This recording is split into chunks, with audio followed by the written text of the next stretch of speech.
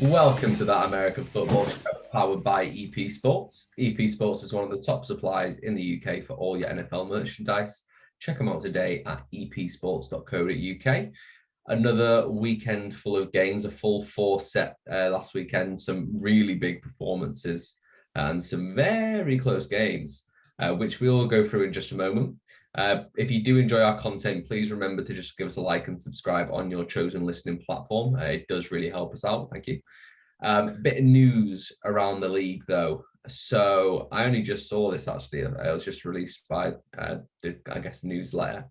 But the Dragons have got rid of more coaches. So Ricky Lang is no longer the defensive backs coach, which is odd because they've probably got one of the best defensive back units in the leagues.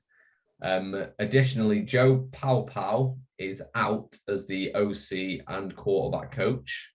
Patrick Wenning, who's the running back coach, is now the offensive coordinator, and they've also signed a Spanish coach for the linebackers. So, I mean, they've just removed so many people recently, and it seems to be working. I guess. Look, I think they're making the right moves because they always seem to be improving. Yeah, this is the thing. I mean, they've changed these people officially. Do you reckon that there's been a lot more sort of going on behind the scenes, people's roles slowly changing and people having input, and now they've just gone and made the official cut? It's got to be, because you say the quarterback coach and the OC has gone. That offense has started to really start ticking in the last few weeks, and it just makes me think that maybe they've had a bigger role in the offense than we previously knew, and now being made the main guy in charge.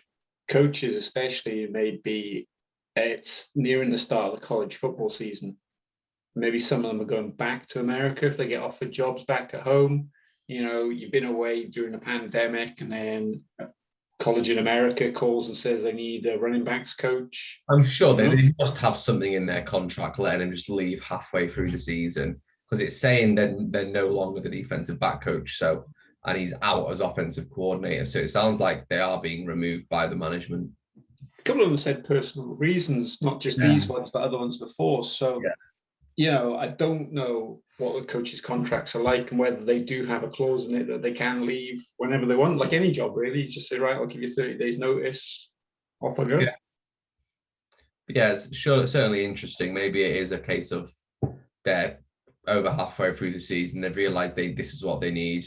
And half the people they hired when they first went into it just weren't providing it, because they also signed a guy out of Italy as well previously. I think the wife said, isn't it? But yeah, that's all the major news for this season. It's a bit nice and not having to do the rigmarole of all the NFL news each time. Just got 8 teams to look at. So yeah, without much ado, let's just get into the games. That's why you're listening. So first one is the Cologne Centurions versus the Wroclaw Panthers.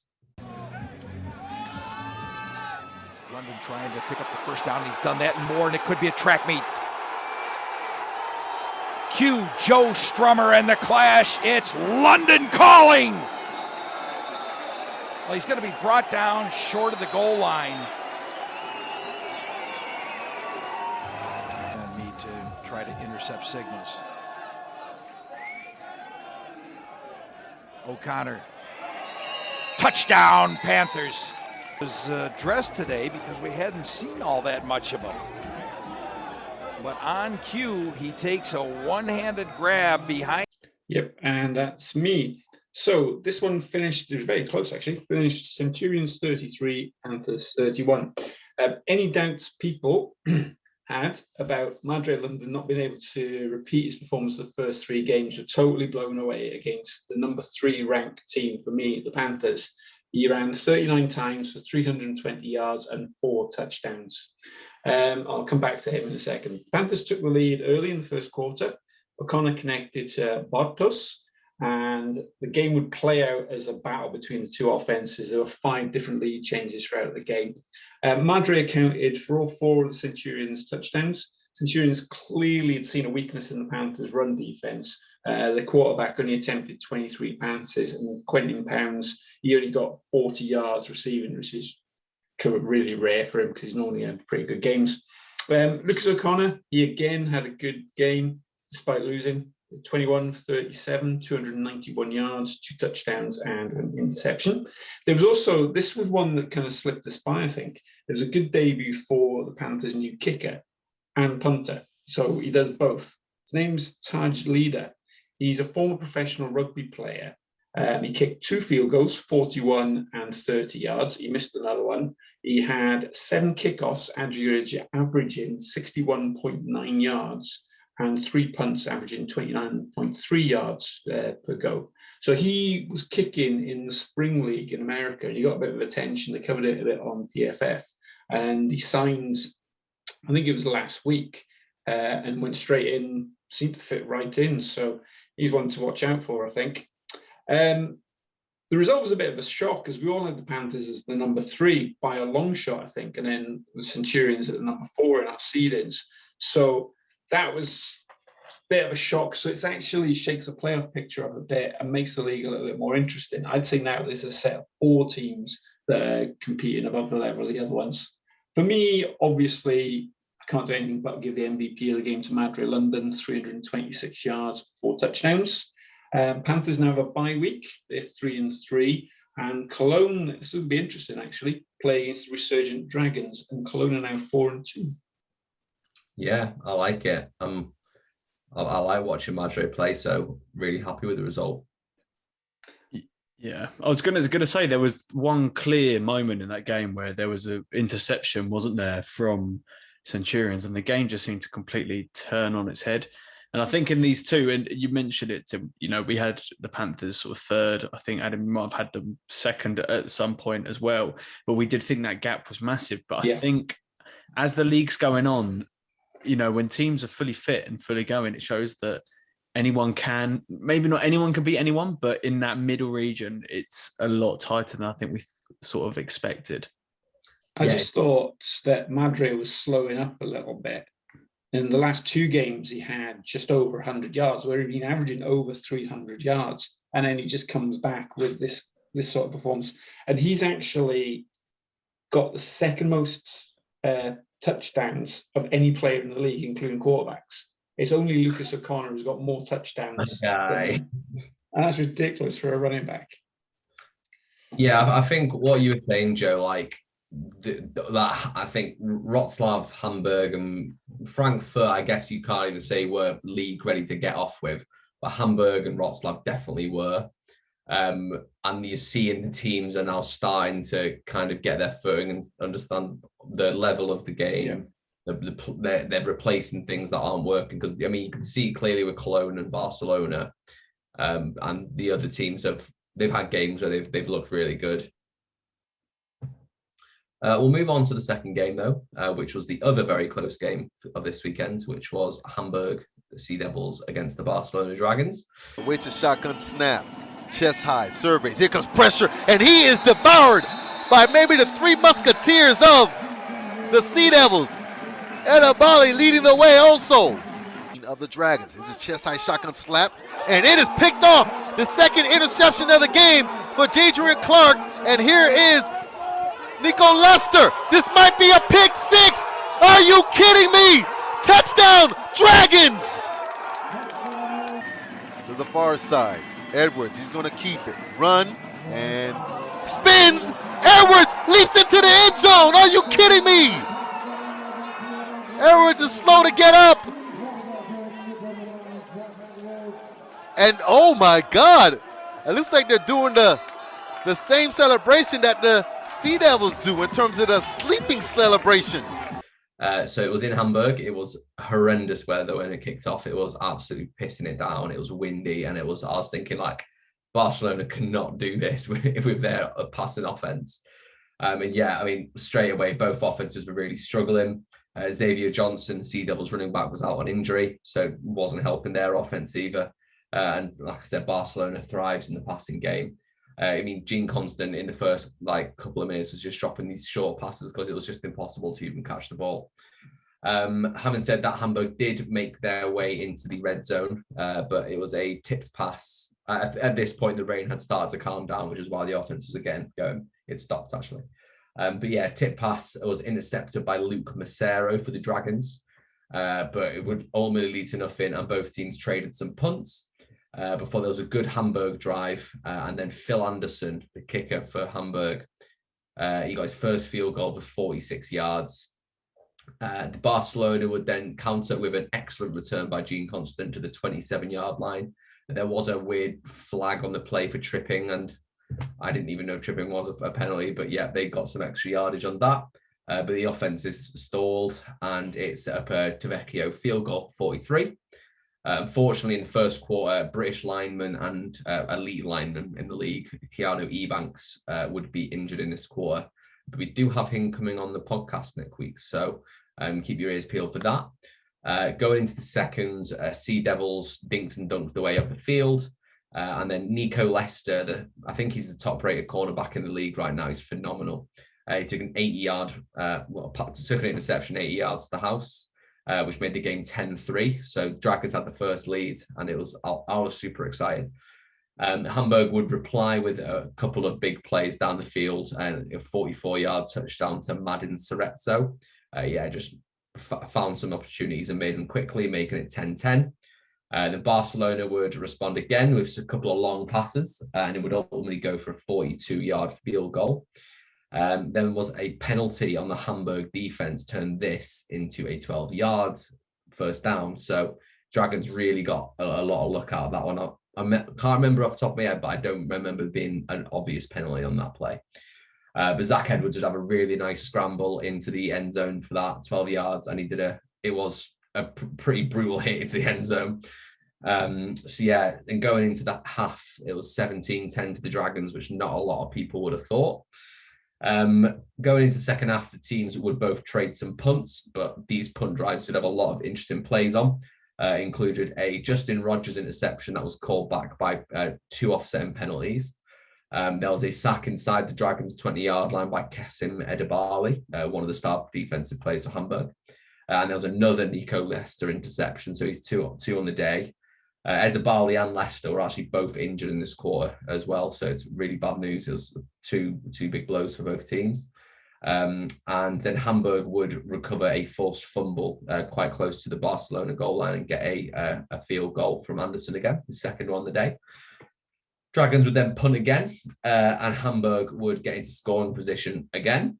But I mean, this game, if you haven't watched it, J.J. Clark was under a lot of pressure. He couldn't really get much going outside of the plays he did get. And so Anderson would go for his third field goal of the day for 32 yards. So going into fourth quarter, Barcelona, I've got Hamburg into Hamburg territory. But Justin Rogers gets an excellent pick at the 22-yard line. If you haven't listened to the interview with him, check him out because he was a lovely guy. The Dragons defense, I can't fault the Dragons defense this entire game. Like I said, they made it hard for J.J. Clark and they made a lot of plays, but the Hamburg offense was pretty tenacious. They got a very fortunate holding call on a 3rd and long. I think it was a 3rd and 20. So that gets the offense going again. They got a big 28-yard run by Hummel. That was called back from the touchdown, and Anderson would kick his 4th field goal of the day to make it 19-17. The lead is slipping away. Hamburg, you could tell the crowd was into it now. They were really, really loud. It was really fun. Defense made Barcelona punt again. J.J. and Clark would then again get into scoring range, and again Anderson would have to take the field goal, making it 5 field goals on the day. There was only a couple of minutes left at this point, and Zach Edwards was in kind of desperation mode. There was a sack, there was a bad snap which lost 19 yards. I think it was like 4 from along, and just led to an interception, as it sometimes does, just lobbing it up for hope. That would cause the Hamburg team to ice the game, 22-17 to Hamburg. It was a proper good game down to the last couple of minutes. MVP for this one, I'm going to give it to Anderson, the kicker.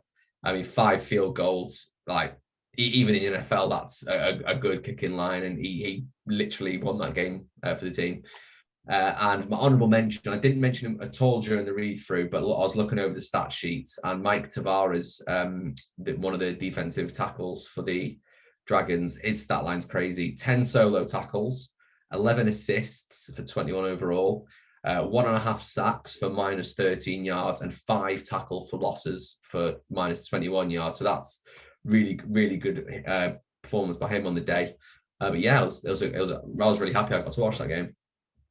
Yeah, it looks like it was a good game to watch. I think if you look at the stats, Hamburg's problem was the red zone, because as you said, they just got kicks. They were 0 for 5 in red zone opportunities, and I think the touchdown that they got was a long touchdown. Barcelona played them close. It wouldn't have been surprised if Barcelona had won this game, but it's what champions do. They grind out these difficult games and win them. And as you said, Hamburg got banged up quite a bit. We were messaging, as you mentioned, Adam, Keanu Eubanks, and he said he's going to be okay. He's a bit banged up, but he's going to be okay. Yeah, and I think if you had told any of us, like after week 3, that the Barcelona Dragons were going to run the Hamburg Sea Devils close or even be up at half time, we would have called you mental. And I think it just shows how far this team has come. And they're one of the feel-good stories of the league. The Dragons are just getting better and better, and I hope that they just keep going that way. I think it shows our pedigree as analysts, because all of us have said Barcelona are better than their records. I'm locking in. I've officially chosen Barcelona as my team. Have you? Yeah. I haven't chosen a team yet. I need to get Zach to sign me a jersey. Joe, you had the next game up, though. Yeah, so I had the Leipzig Kings and the Berlin Thunder. Here's Stint looking up top again. Throws that ball, is on target, and a fine grab being made down on the 2-yard line. Nice grab being made by Zerbe. So 2-point conversion coming. Here's Stint again. Same play they ran in the previous one. This one for Jones. And he makes a great grab. 2-point conversion is good for Shontavious Jones. And it's 11-point lead for Leipzig. Nice move by him. And they continue to push. Birdsong lobs this one up in the air. Highlight reel grab being made by Doble Wolf at the 22-yard line. That's climbing the ladder.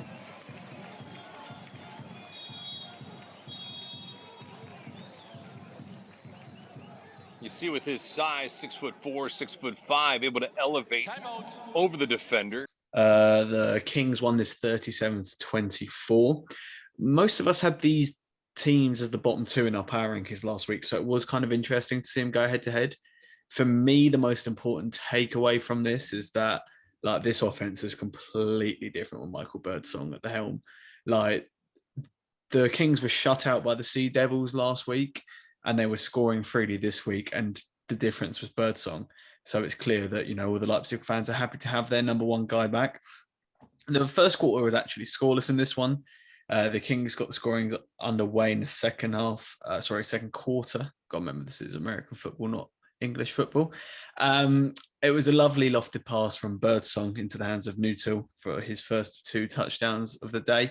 And all the touchdown passes that Birdsong did were just inch perfect right into his receiver's arms. It wasn't long before the Kings had got the ball back, and after a big 32-yard run by Agamon, he ran the ball from the 2-yard line on the next snap in for a touchdown. They successfully converted that 2-pointer to make up from the missed PAT earlier, making the score 14-0. The Thunder then they showed what they can do after a great run by Jock Crawford, who, he's having a fantastic season. And I feel as if it's sort of been, his season's been very underrated because Madrid London has just been on an absolute mad one. If Madrid London wasn't there, everyone would be talking about Jock Crawford being this superstar, and he's having a great year, and he continued in this game. So after that run, it was set up for Zerbe, who actually started the game at quarterback. Calvin Stitt wasn't starting this game. I don't know if it was a bit of a change up. I'm not sure if there was any injuries involved. But that's what they went for. They went for Zerbe straight away, and he threw the ball calmly to Shontavious Jones for his 9th touchdown of the season, which for non-quarterback players is the second most after Madrid London. So Shontavious Jones is having a cracking season as well. On the next drive for the Kings, Birdsong, he felt some pressure. He moved into the pocket and threw another great 36-yard pass into Alfred Jallo, who went in to score. The Thunder then went 3 and out, allowing the ball to be back with the Kings quickly, and the Kings scored again very quickly. 20-yard pass from Birdsong to Nuttall, Nuttall's second. Birdsong was fully in his groove by then. It was almost as if he hadn't been missing for several weeks. And then at halftime, the game was 27-8. So the Kings were kind of running away with it at this point. And at halftime, this is where the Thunder made a change. They took Zerbe off and they put Calvin Stitt on. And just like the first quarter, the third quarter was also scoreless. So 2 scoreless quarters in this game. However, right at the beginning of the fourth quarter, Agamon for the Kings had a fantastic 24-yard run to put his team out of reach in this game. The ELF have credited this touchdown to Templar. I was having a watch of the highlights to make sure, and looking at the score, what was going on. They noted it down, but they note it down as the wrong person. So I'm giving Agamon, I'm putting some respect on his name and giving him that second touchdown. After throwing an interception, Calvin Stitt was thankful that his teammate Jamal White recovered a fumble from Templar to have a shot on a short field. After another great Crawford run, Stitt took the ball himself on the next snap, running in for the 5-yard rush touchdown. This 2-point conversion to Drossard was good, making the score 35-16. What I like most about this Thunder team, I sort of came out as a Thunder fan, but they are the team I do admire and like the most. I just find them quite exciting. I think they've got a lot of superstars. And what I also like about them is they don't give up. Even if they're down heavy, they keep on going to the end. And I think a lot of their superstars are the reason that they do this. Jamal White, Shantavius Jones, Jock Crawford, Calvin Stitt. They do put in 100% effort all the time. After a great deep ball to Zerbe from Stitt, so throwing to his other quarterback, it was set for Stitt to rush in for his second rush touchdown. The 2-point conversion was good again, which made the game 35-24.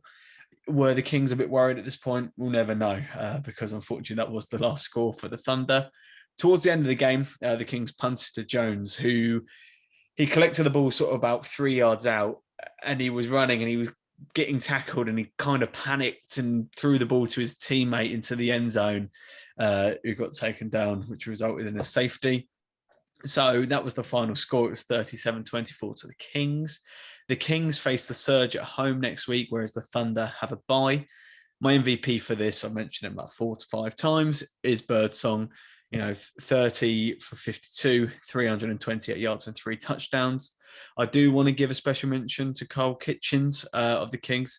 He had 4 tackles for loss and a sack. So, of course, offense went off very well, but their defense was also very solid in places also. Yeah, that Shantavius Jones play was very questionable. It seemed panic stations, didn't it? That's all I could think. We need to do something to try and get the win, so just lobbed it to a guy not expecting it. The Kings are just a completely different team with Birdsong. I think he's one of the best quarterbacks. He clearly is the most valuable player on that team because the team's completely different when he's playing. Yeah. And then they're not out of the playoff running at all, the Kings. No. They still have a great shot because they're effectively one game. If they were to win, and I think the Panthers are on a bye next week, but if they were to win and then Panthers lost their next game, they're level. So they're fully alive. Yeah. Yeah, I like it. Joe, as a Thunder fan, do you prefer Zerbe or Stitt starting? Stitt.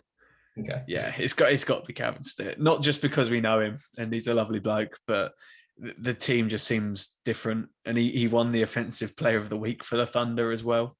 And I think that shows if he played a half, he's quite a key player for this team. I'd reiterate something Joe said there as well, is if you're watching the game and you see someone score a touchdown and then the official stats show something different, believe your own eyes, because the stats do have mistakes. Sometimes if a new player comes in, they still put the name of an old player in. So is Aaron Ellis, has he got a name yet? No, they're still calling him the wrong name. Oh, no. So who's the Taft's MVP of the week? Oh, we got one more game to go. We've got one more game. Sorry. I'm so used to the 3 games. We've got to behind be the curtain. Adam said, what was it, about 3 hours ago? Oh God, there's 4 games. So I knew you'd do that. I completely forgot. To be honest with you, it's a pretty missable game. Go on, Joe, tell us about it. Yeah, Frankfurt 57, the Surge 3. Second and a long 15. Sullivan going deep, and Mahungu gets it. Here he goes, like a corgi on a pony. He is gone. Touchdown, Galaxy. Receivers left to the right. Looks over the middle, and he should have seen what was coming. A big freight train in Konya. Konya just burst through the middle. No chance for anybody to stop him.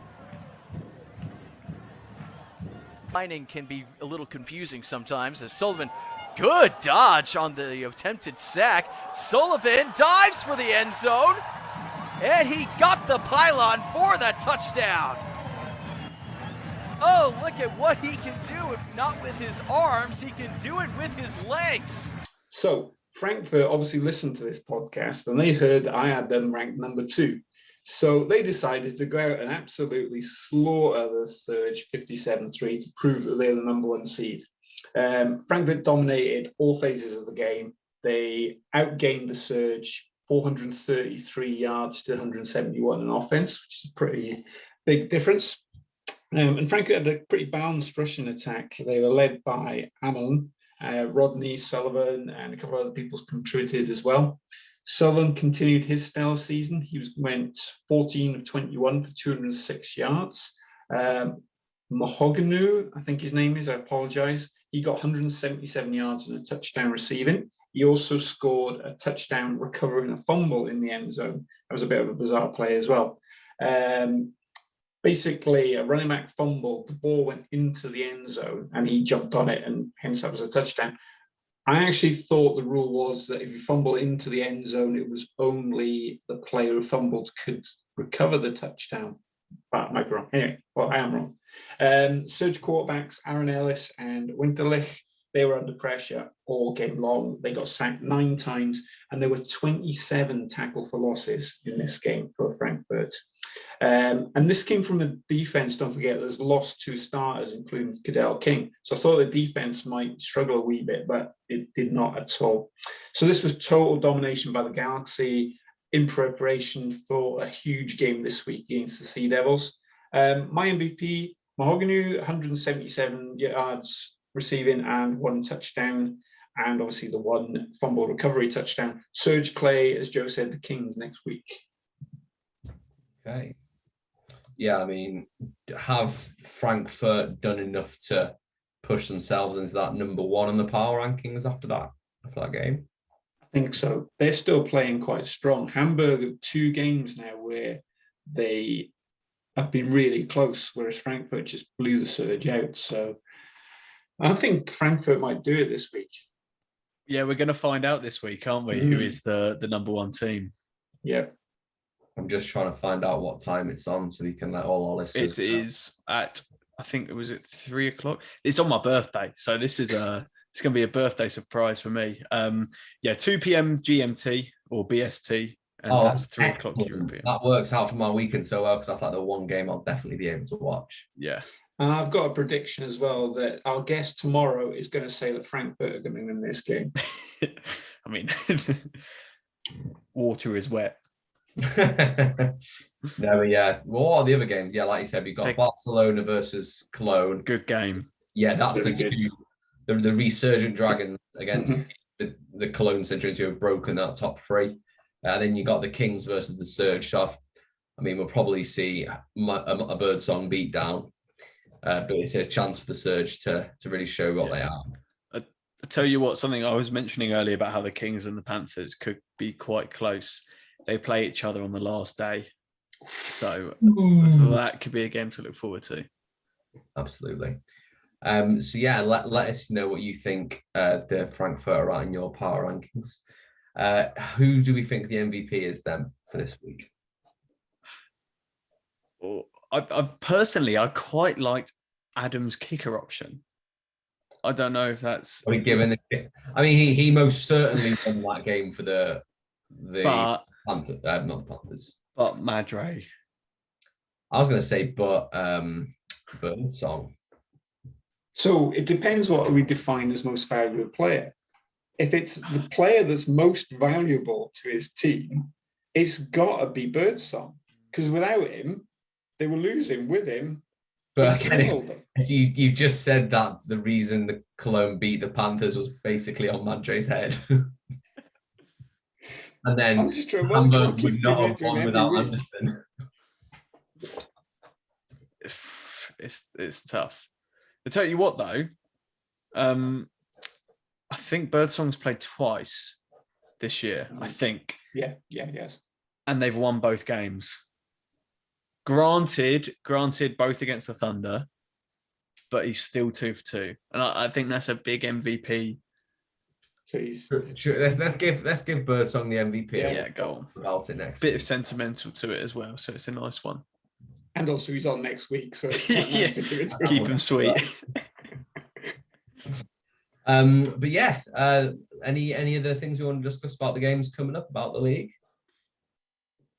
I think I mentioned it without saying his name, but we've got Cadell King on tomorrow. We're going to do a bit of a review of the whole season and see how it went from a player's perspective. He had a season-ending injury, so that's not great. But obviously, he's going to give us good insights into how things are working.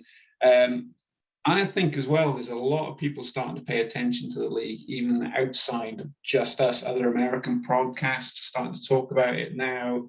Different leagues are mentioning players that are playing in it. So I think it's picking up steam. I think it's definitely, like, this far into the season, it's definitely looking like it was advertised. It's a competitive league between European teams. There's the import rules work well. The teams are all a certain level. Like, hopefully the next 2 or 3 years when they start expanding, hopefully it keeps it up, because then it's going to have such a good traction. Yeah, absolutely. And I think they've sold over 10,000 tickets for the final as well, which is huge.